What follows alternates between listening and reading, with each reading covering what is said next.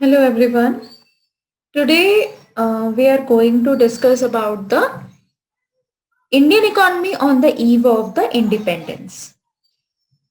हम आज डिस्कस करने वाले हैं कि हमारी इंडिया की जो इकॉनमी थी वो इंडिपेंडेंस के पहले कैसी थी और ब्रिटिश रूल में कैसी थी और ब्रिटिशर्स के आने के बाद उसमें कौन कौन से चेंजेस हुए.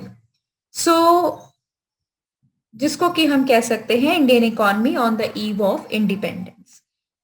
तो इसमें क्या था कि ब्रिटिश रूल जब पलासी का युद्ध हुआ, बैटल ऑफ पलासी के बाद जो ब्रिटिश फाउंडेशन एम्पायर आया, ईस्ट इंडिया कंपनी आई हमारे इंडिया में, और उसके बाद से ब्रिटिशर्स ने इंडियन इकॉनमी को एज अ फीडर इकॉनमी समझ लिया था. वो इंडिया की जितनी भी नेचुरल रिसोर्सेस थी, ह्यूमन रिसोर्सेस थे, उनको पूरी तरह से एक्सप्लॉइट करने पे लगी हुई थी. हम कह सकते हैं कि ब्रिटिशर्स के आने के पहले जो इंडिया था, ब्रिटिशर्स के आने के बाद वो इंडिया वैसा रहा ही नहीं. उसमें बहुत सारे चेंजेस आ चुके थे. इंडिया की इकोनॉमी की दशा बहुत खराब हो चुकी थी और धीरे धीरे धीरे धीरे, क्योंकि India India was an under developed economy, so under development में ही जब ब्रिटिशर्स ने अपना रूल स्टार्ट किया उसमें, तो उन्होंने उस अंडर डेवलप्ड कंट्री को फुल्ली एक्सप्लॉइट किया और एक्सप्लॉइट करने के बाद उसकी ऐसी कंडीशन रखी कि उसके ग्रोथ में बहुत लंबा टाइम लग गया. इंडिया ब्रिटिशर्स के रूल के पहले एक प्रॉस्परस इकोनॉमी थी जो कि इंडिपेंडेंट थी, सेल्फ मोटिवेटेड थी और प्रॉस्परस इकोनॉमी थी. Most of the persons were based on the agriculture only. उनके लाइवलीहुड का बेस ही एग्रीकल्चर था. वो main source of national income of India was agriculture only. So वहां के इंडिया के जो भी हैंडीक्राफ्ट होते थे, like cotton, silk, metal, precious stone works, they had a worldwide business in the whole economy, whole world. But during the Britishers' rule, the Britishers came to India and they rule over the India. They exploited Indians. They treated Indians as a slave or servant. So that time, lot of changes happens during the British rule. They made a colonial government. British government जो थी वो India में colonial government का rule चलाती थी. Colonies जैसे छोटी छोटी कॉलोनीज होती है, like that they used rule India, Indian country as a colony. और रूलिंग कंट्री कौन थी? ब्रिटेन थी. इंडिया कैसी कंट्री थी? एक अंडर डेवलप कंट्री थी और उस पर रूल कौन करता था? ब्रिटेन के ब्रिटिशर्स करते थे. उनके रूल के बाद से इंडिया की कंडीशन इतनी वर्स हो गई थी, इतनी खराब हो गई थी कि इंडिया पहले जो कि एक फिनिश गुड मैन्युफैक्चर करता था, वर्ल्ड वाइड में एक्सपोर्ट करता था, वो क्या होके रह गया? Only supplier of raw material और फिनिश गुड का कंज्यूमर बन गया इंडिया. वो सब रॉ मटेरियल को सप्लाई करता था ब्रिटिशर्स के लिए और ब्रिटिशर्स उसको प्रोसेस करके प्रोडक्शन करके उसका फिनिश गुड बना के वो इंडिया में ही उसको बेचते थे. Means we can say that there is a two way of profit for the Britishers. First, they consume the raw material from the India, and after that, they are selling their products to India for making some incomes. There was a very lack of opportunities for education, the investment, the technology, everything was very less for the Indians.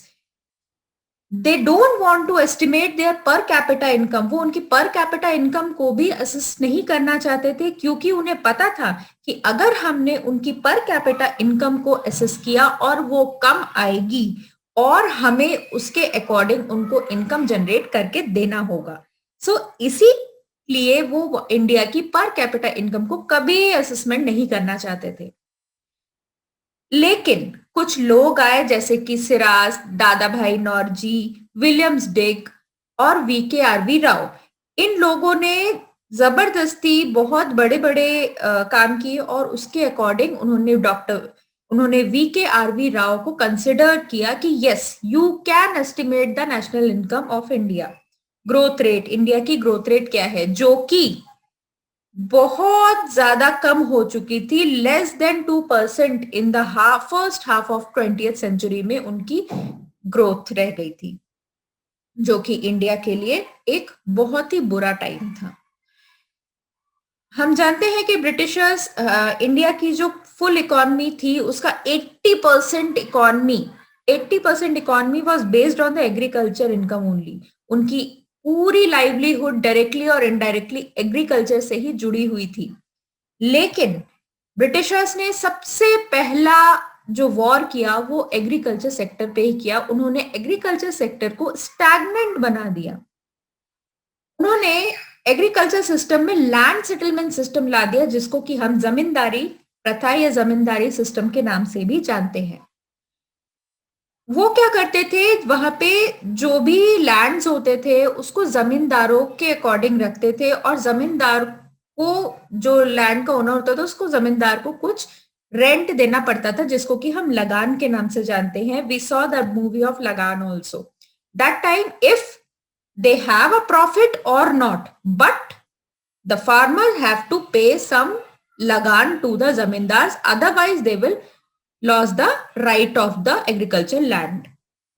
So इतना बुरा system उन्होंने बनाया agriculture के लिए, जिसकी वजह से जो फार्मर्स थे उनका motivation level for the production of farm was very less.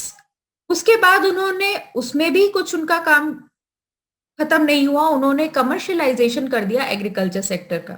उन्होंने बोला कि फूड ग्रेन्स आपको नहीं बल्कि आपको कैश क्रॉप्स उगाने होंगे। मींस जो फार्मर्स होंगे उनको कैश क्रॉप्स उगाने होंगे फूड ग्रेन्स के जगह पे। उन्होंने ब्रिटिश इंडस्ट्रीज में जो कि कैश क्रॉप्स जो कि एक्सपोर्ट कर सकते थे और उससे जो इनकम आएगी उसको हम ब्रिटेन भेज सकते थे, इसलिए उन्होंने cotton, jute, oil seed, sugar cane, tobacco, ये सारी चीजें जो कैश क्रॉप थी उनको उगाने के लिए लोगों को मजबूर किया।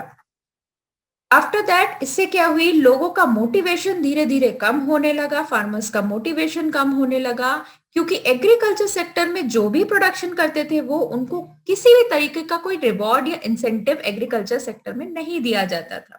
वो कोई भी टेक्नोलॉजी, मॉडर्न टेक्नोलॉजी को यूज नहीं करवाते थे, जिससे कि धीरे धीरे धीरे धीरे इंडिया की जो एग्रीकल्चर की प्रोडक्टिविटी थी वो बहुत ही लो हो गई।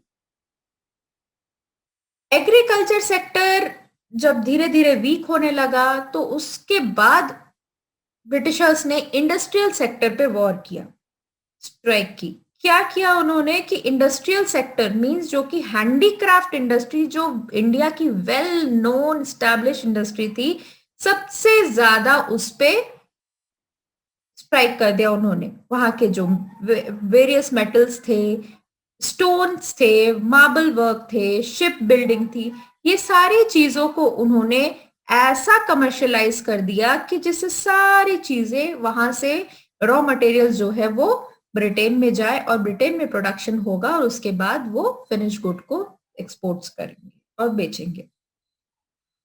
इंडस्ट्रियल सेक्टर में ब्रिटिश का रूल जब था तो बहुत सारी डेवलप चेंजेस हुए। जो चेंजेस थे वो फर्स्ट था डी इंडस्ट्रियलाइजेशन, मतलब decline of handicraft. Handicraft industry को उन्होंने पूरी तरह से डिक्लाइन करने का सोचा और उसका एडवर्स इफेक्ट पड़ा डिक्लाइन ऑफ हैंडीक्राफ्ट्स पे। इससे क्या हुआ, लैक ऑफ कैपिटल गुड हो गए, क्योंकि इंडस्ट्रीज ऑलमोस्ट बंद हो रही थी और capital goods like machinery, tools, technology, ये सारी चीजें धीरे धीरे धीरे धीरे कम होने लगी और जिसका पूरा असर जीडीपी पे पड़ा।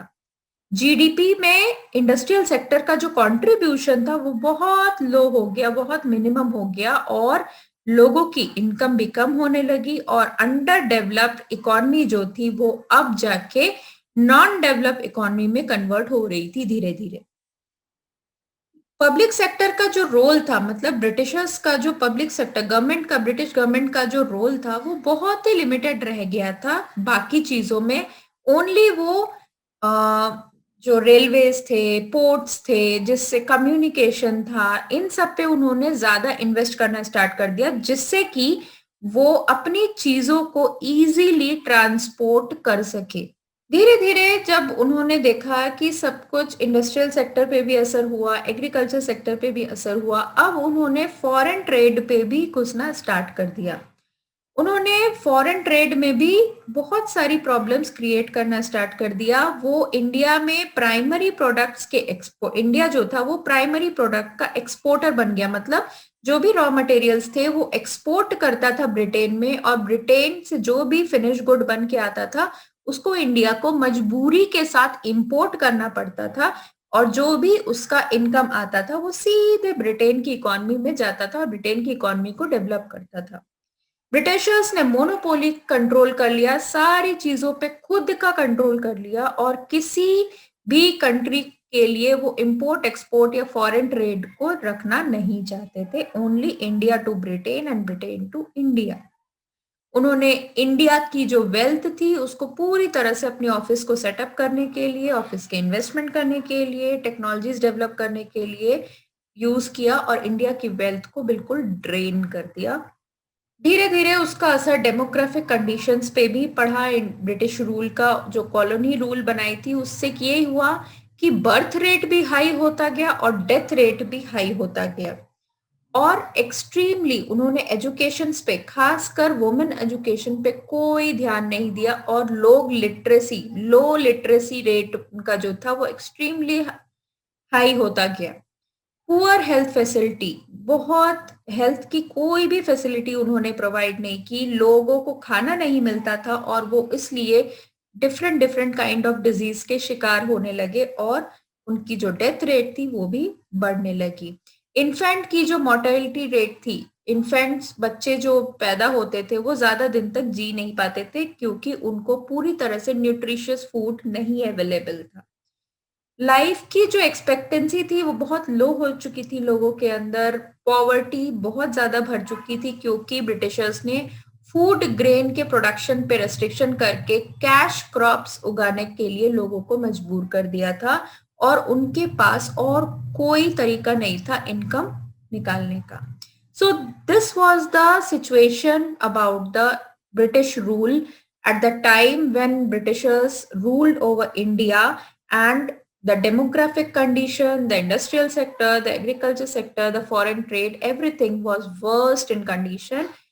And after some times, our economy was a very weak and underdeveloped economy.